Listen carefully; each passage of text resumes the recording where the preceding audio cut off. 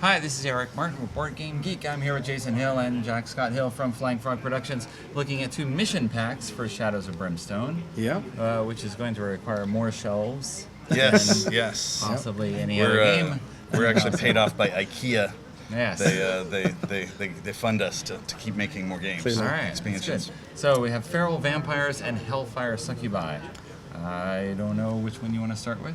We can start with, we can talk about both of them more or less at the same time. But okay. This is a new product type for us, which is a mission pack, and it's basically a deep dive into one of this new enemy types. Not part of it. Okay. The ancient one's not quite part of it. I thought he was thinking about behind We'll get to here. that. I was going to have him attack from the vampire from behind.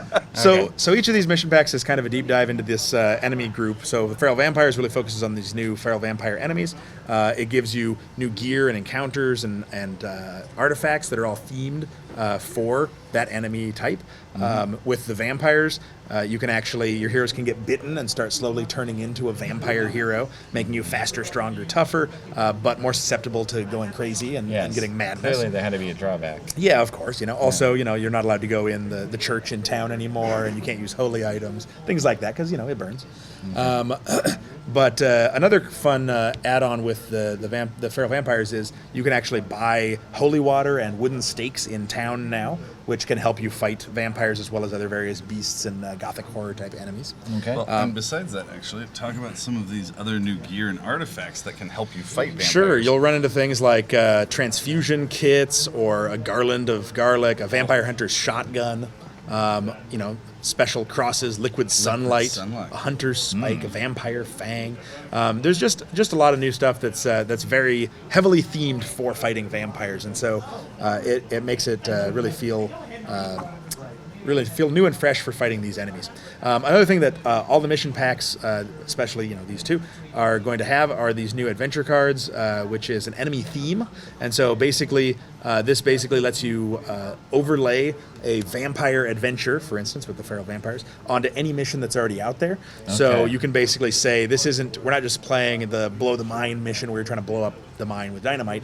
It's a mine that's overrun with vampires. And so by using this vampire theme adventure card, it means that when you run into enemies, there's a chance there'll be vampires. When you get encounters down in the mines, there's a chance it'll add an extra encounter to the vampires. There's an entire deck of vampire encounters. And there's an entire deck of new vampire encounters. So you might find an open coffin or crates of musty soil, blood of the chosen where they mark you and now they're hunting you down.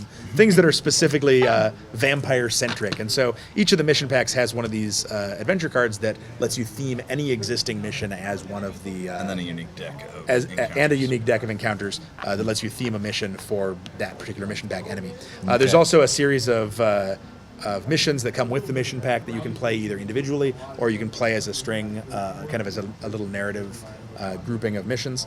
The idea of the mission pack is to have a new type of expansion which not only has an enemy but does a deeper dive into that theme and has more missions and storyline. So it's a little bit more, like story and campaign setting kind of thing, so that you can actually play now vampire missions or Hellfire Succubi missions. That's right. Yeah. Well, I guess we transition here. Sure. So this is the same idea where you have a different group or different type of enemy that this particular mission pack focuses on. This one is the Hellfire Succubi, which are basically demons that have taken on this sort of alluring female human form to try and sway people, put them off guard and whatnot. Okay. And they're a new enemy type for the Caverns of Cinder, which was the first other world that we released as a standalone expansion box. So there's a lot of fun new stuff for the Caverns of Cinder in here as well as playing in the mines. So it has the new actual Hellfire Succubi miniatures themselves. There's also new enemies that modify some of the existing enemies that were already in the game, like Darkstone Lava Men and Hellhounds, things like that, to basically use more different enemies in the Caverns of Cinder as well. Okay.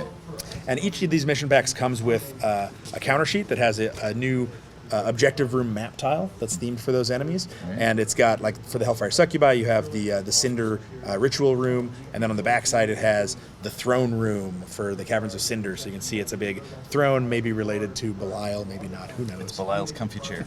Perhaps.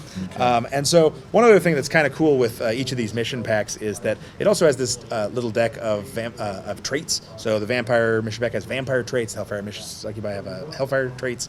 And so each of these are basically modifiers to those enemies. So if you're playing a vampire-themed adventure or Hellfire Succubi-themed adventure, you'll run into those enemies more frequently. Okay. And so these trait cards basically, sometimes you'll draw one of these to apply to that enemy, and it basically gives them some sort of change to their stats, gives them a new ability maybe, and oftentimes it'll change their behavior.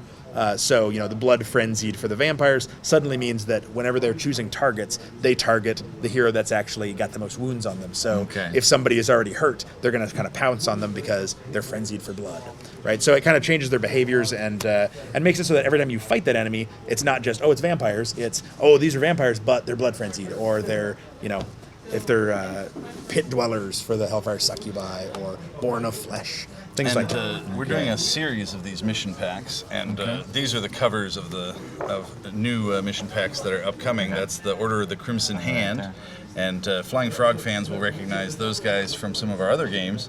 They're a cult that's been around forever, so they've appeared before in Fortune and Glory, and A Touch of Evil, and even Conquest of Planet Earth. Yep. And then these guys are the Black Fang Braves, and they're an Indian tribe that actually eats Darkstone, and it gives them, they end up hopped up on Darkstone, like supernaturally strong and big stained teeth, all black and so purple. They're kind of fanatical addicts that are addicted to the power of the Darkstone. So this is an exclusive preview for Board Game Geek. We haven't shown this anywhere else. This is a sneak peek at upcoming mission packs. And this as well. Let's see. Okay.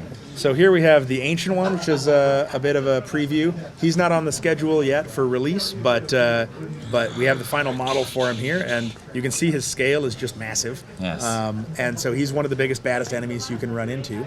And we're very proud of this model. Worlds. Like it's one of the later ones that we've done in the Shadows of Brimstone series, and so it kind of represents all of the experience that we got sculpting over the time, and also working with different manufacturers to get higher and higher quality and detail. So this guy is like a real showpiece. We're really excited about him. And he's a really fun model to put together too. There you go. Aside from this, you have something else as well? Yes, there's one more announcement that we're making here at the show. And so our first game was Last Night on Earth. This was 10 years ago. And we saw it on our calendar, and we're like, wow, 10 years? Is that possible? Has it been that long? And we decided we should. Yes. Yes. Well, yes. We decided yes. We're getting old, and we need to celebrate the 10-year anniversary. So we decided to do a 10-year anniversary edition of Last Night on Earth. So you took all the original cards. You added rings under their eyes. We added wrinkles and frown lines. Yeah, it's basically a deluxe edition of Last Night on Earth that sort of has some new material, and it's got some cool plastic pieces to represent some of the counters. It's got a plastic old truck to escaping the truck in for one of the scenarios, and it's got some new content, and also kind of celebrates the original game and kind of lets people pimp out their original Last Night on Earth. It's a tricked out version. It's a tricked out version. And we wanted to be sure that it didn't feel like it was replacing the original. Right. More just kind of a super version if you're a fan of the game. Okay. And it is going to be a limited edition version. And one of the things that we can say is we're going to have 4 new heroes in it, but we didn't want to just bring in new random stuff, so we actually went back to the vault. All of the new cards and content is from our original photo shoots that we did 10 years ago, or actually 11 years ago, when we were developing the game originally. So it all will have the same feel and it's all the same era. Okay. And for the new heroes, we actually just made playable heroes of some of the original allies, the townsfolk in the game. Yeah, and so people have been using them as support characters for the last 10 years, and so with this 10-year anniversary deluxe edition, you can actually take some of those townsfolk and play them in the game and see if they could survive a Last Night on Earth. Okay. Immediate question, is new material going to be available separately as well? Oh, you mean outside of if outside you're of the introducing new 10th material. So we talked about Because that. We wanted to make sure. you will have that question addressed to you numerous times. Well, So the I thought I'd start. concern Everyone else has. is if it's a limited edition and there was new material in it, then what happens when it's no longer available? Right. And when that happens, then we would try to make available the new material that came out in that. Okay. And besides just coming out, and this is supposed to be out in the fall, this fall. And at the same time, we're also going to release a Hero Pack 2, which is, people have been clamoring ever since we came out with Hero Pack 1. They're like, well, it says 1, so clearly there's 2. When is that coming? And the answer is this fall. Okay. Yep. All right. There you go. Many different things in the works here. Lots from of stuff Flying in the Frog. works. All right. Thank you, guys. Of for coming course. by. Thank you very much for having us out. And we'll see you at Gen Con, I'm sure, with Oh, yeah. lots more on display there. Yes. Yes. All right. Thank you.